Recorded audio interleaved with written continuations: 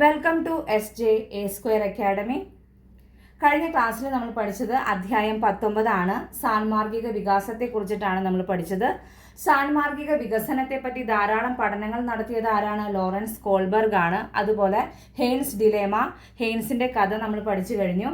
ഇനി നമ്മൾ നെക്സ്റ്റ് പഠിക്കാൻ പോകുന്നത് സ്റ്റേജസ് ഓഫ് മോറൽ ഡെവലപ്മെന്റ് ആണ്. അപ്പോൾ അധ്യായം 19ന്റെ പാർട്ട് 2 ആയിട്ടാണ് ഇന്നത്തെ ക്ലാസ് നമ്മൾ എടുക്കുന്നത്.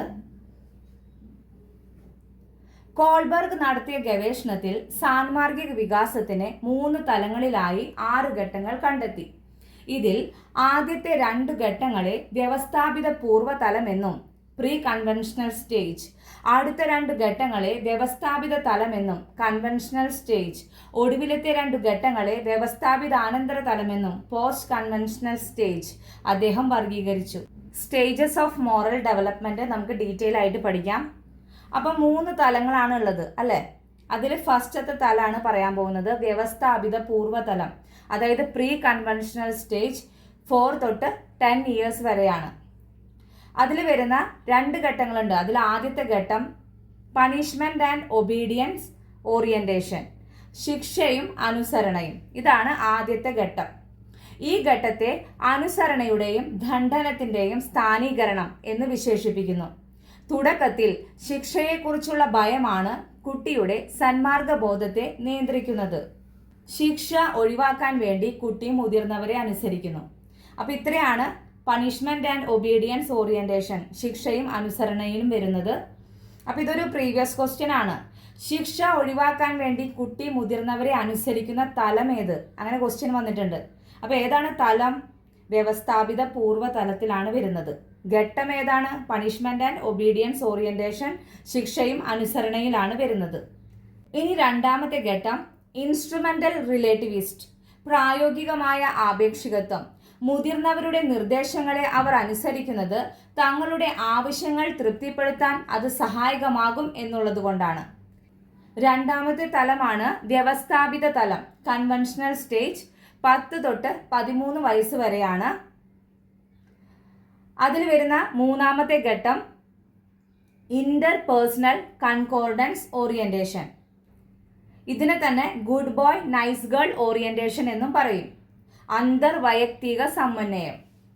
നാട്ടുകാരും വീട്ടുകാരുമൊക്കെ നല്ല കുട്ടി എന്ന് പറയുന്നത് കേൾക്കാനാണ് ഈ ഘട്ടത്തിലുള്ള കുട്ടിക്ക് ആഗ്രഹം. അതുകൊണ്ട് തന്നെ ഈ ഘട്ടം good boy nice girl orientation എന്നും അറിയപ്പെടുന്നു.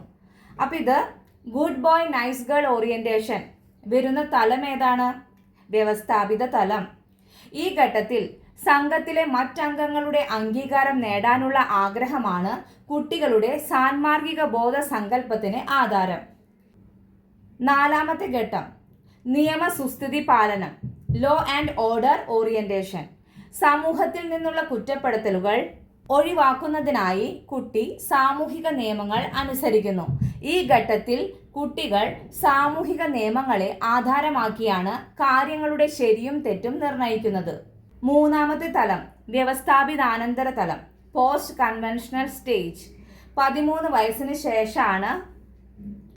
അതിൽ വരുന്ന 5ാമത്തെ ഘട്ടം സോഷ്യൽ കോൺട്രാക്ട് ഓറിയന്റേഷൻ, സാമൂഹിക വ്യവസ്ഥാ പാലനം.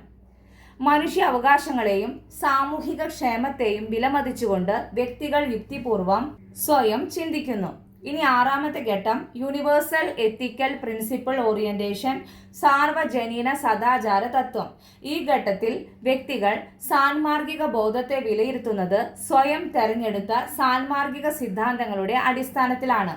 അപ്പൊ ഇത്രയാണ് സ്റ്റേജസ് ഓഫ് മോറൽ ഡെവലപ്മെന്റ്. ഇത് വളരെ ഇമ്പോർട്ടന്റ് ആണ്. ഇതിൽ നിന്ന് ക്വസ്റ്റ്യൻസ് വരാറുണ്ട്. ഓക്കെ, സാൻമാർഗിക വികസനത്തെ കുറിച്ചിട്ട് ധാരാളം പഠനങ്ങൾ നടത്തിയത് ആരാണ്? കോൾബർഗ് ആണ്. അപ്പൊ കോൾബർഗിന്റെ സ്റ്റേജസ് ഓഫ് മോറൽ ഡെവലപ്മെന്റ് നമ്മൾ പഠിച്ചു കഴിഞ്ഞു.